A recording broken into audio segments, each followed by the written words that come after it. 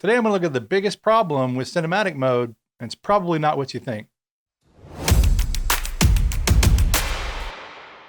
Hey guys, Blake Calhoun, and yeah, using cinematic mode is something I don't do a lot, but I do really like it. And I've actually started using it a decent amount on my YouTube channel for B-roll. If you use it properly, it can look pretty good. And so the biggest problem in my mind is not the cutout. The cutout isn't perfect, but we knew that going in. Nor is it that it's only HD. The 1080 doesn't bother me. I tend to upscale my footage to 4K anyway, whether I shoot in 1080 or whether I shoot in 4K. What really bugs me the most is that it's 30 frames per second. That ain't cinematic, and Apple knows that. Pretty much everything I do is 24p, 24 frames per second. And so that's my base timeline, and that's how I output it to YouTube or whatever. And so when you're taking something that's shot 30p and putting it into a 24p timeline, it can get tricky. What I've been doing primarily is I'm making it slow motion. And so I take the 30p, conform it to 24p, and then it's nice slow motion. It's an 80% slow-mo look. It's very subtle. It's kind of a dreamy look, but it does work. And especially for B-roll, it works fine. But if you're doing something that's not B-roll, if someone's on camera, or if you're on camera talking especially, that wouldn't work. And so I've done several experiments on the best ways to conform 30p to 24p, and that's what we're going to look at now. All right, so now we're in Premiere Pro, and I'm going to show a few ways to do this in this app, and then I'll show a couple ways to do it in other apps as well, including Final Cut Pro. All these work in a similar fashion. The first thing I'm going to show, though, is sort of a baseline here, and that is my sample clip that was shot 30 frames per second, playing back in a 30 frames per second timeline. And in a perfect world, this is how you would do it. But of course, I want to do it in 24p. And so what I've done here now is I've taken that same exact clip and I'm now in a 24 frames per second timeline. Let me show that real fast. So the first one was 30 frames. This is a 24 frames per second timeline, 1080 HD. And so now that same clip is simply playing back in a 24 frames per second timeline.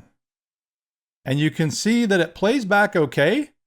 It looks a little bit stuttery because what it's doing is actually dropping frames to play back at 24 frames per second.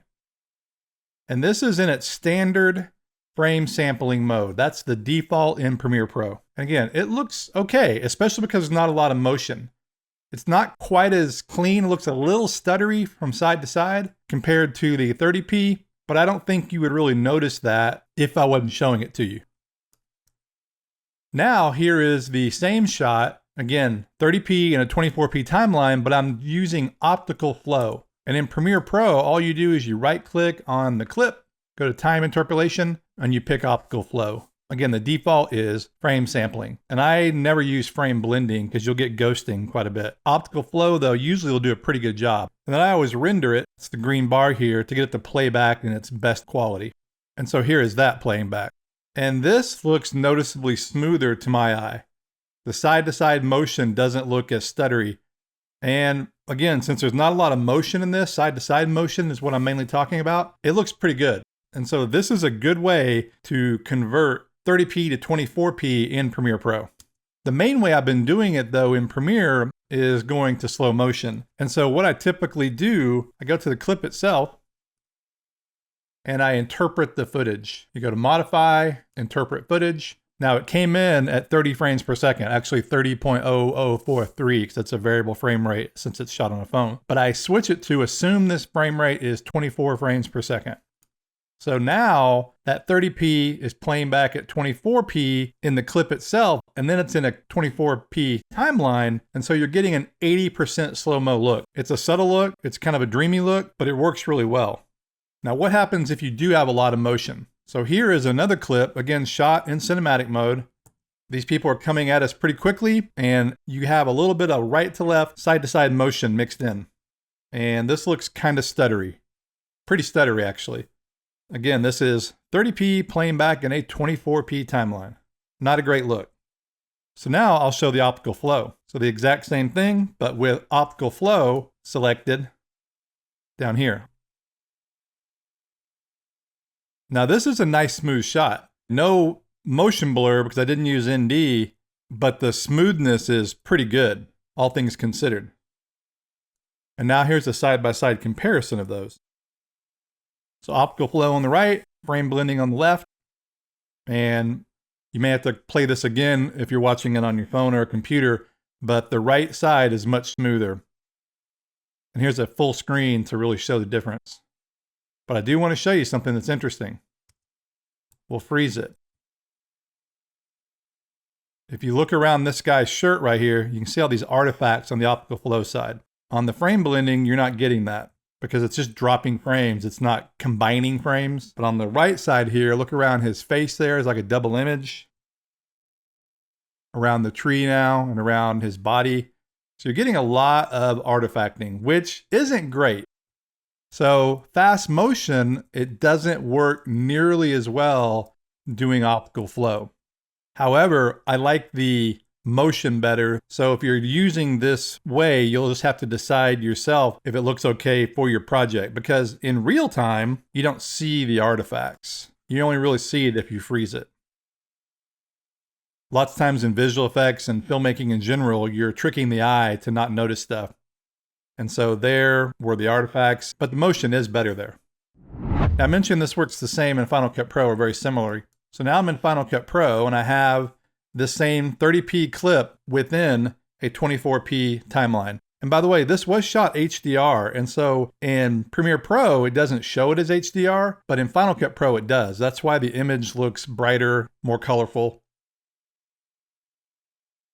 And so this is playing back in normal speed within Final Cut Pro, and it looks pretty good. It does an okay job. Again, this is a 30p clip and a 24p timeline. Now, the other way to do it would be, right now you can see this is normal speed. You would come up here, click on the clip, come up here, grab it, and you can do automatic speed or you can do a custom speed. Typically, I'll do automatic speed. What I'm doing now is slow motion, and it drops it down to 80%.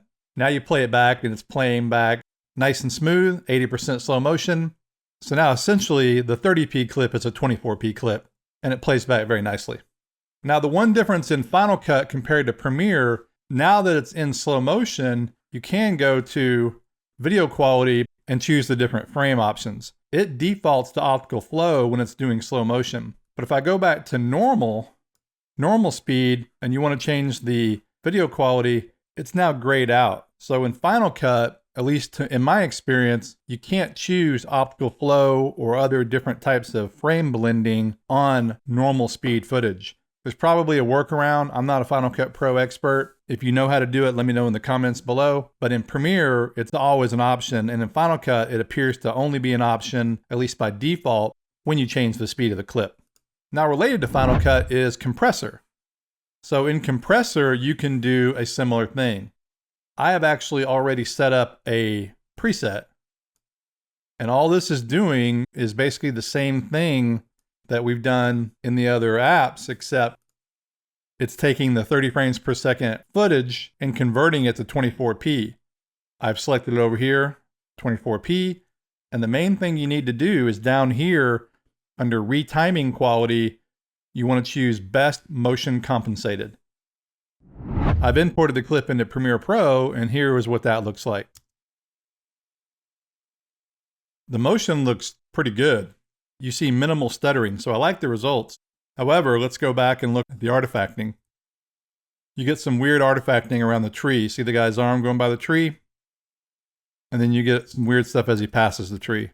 Although, to my eye, it's a little bit cleaner than some of the earlier examples I showed, but it's still there.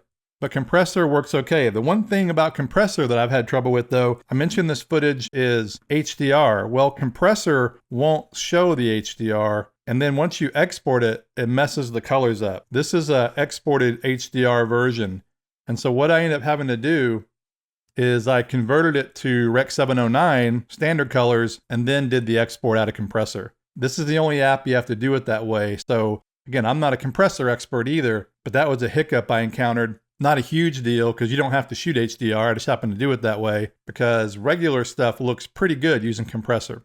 Now the last way I'll look at real briefly here is After Effects. After Effects is a pretty advanced program. And there's a lot of different ways to do this. I'm doing it in a similar fashion as I did in the other apps, and that is I've got my 30p in a composition, but in the composition settings, I changed the composition settings to 24p. Default, it would be 30 to match the footage of the clip, but I changed it to 24.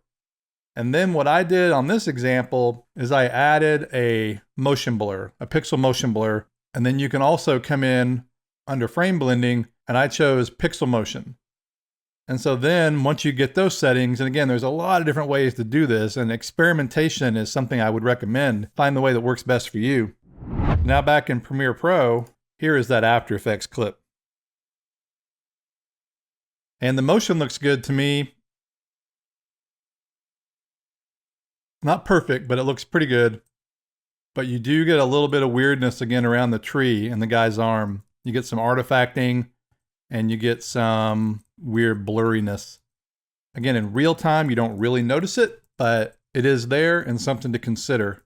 So for my workflow, I think the easiest is probably just using optical flow within Premiere Pro.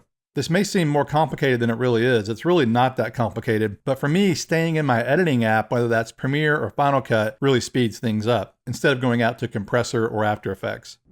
So these are obviously workarounds right now. Ultimately, what I'm hoping is that Apple will add 24p to the iPhone 14 or maybe to the 13 through a software update, because they should really be able to do this. And I can't think of a technical reason why they don't. Now, they don't have 1080 24p in the regular video camera either. They do offer 4K 24. You have to use a third-party app to get 24 frames per second in HD, which is strange. The rumor is there may be 8K coming in the iPhone 14, so purely speculation. Maybe they'll be able to crop in on the 8K and do a 4K cinematic mode and make that 24p. That would be great and really alleviate these problems, because unless you're the everyday dad or Marquez Brownlee, don't shoot 30p. 24p is what you need to shoot, especially if you're going for a more cinematic look. Learn how to turn your smartphone into a professional quality video camera. Be sure to check out our mobile filmmaking courses.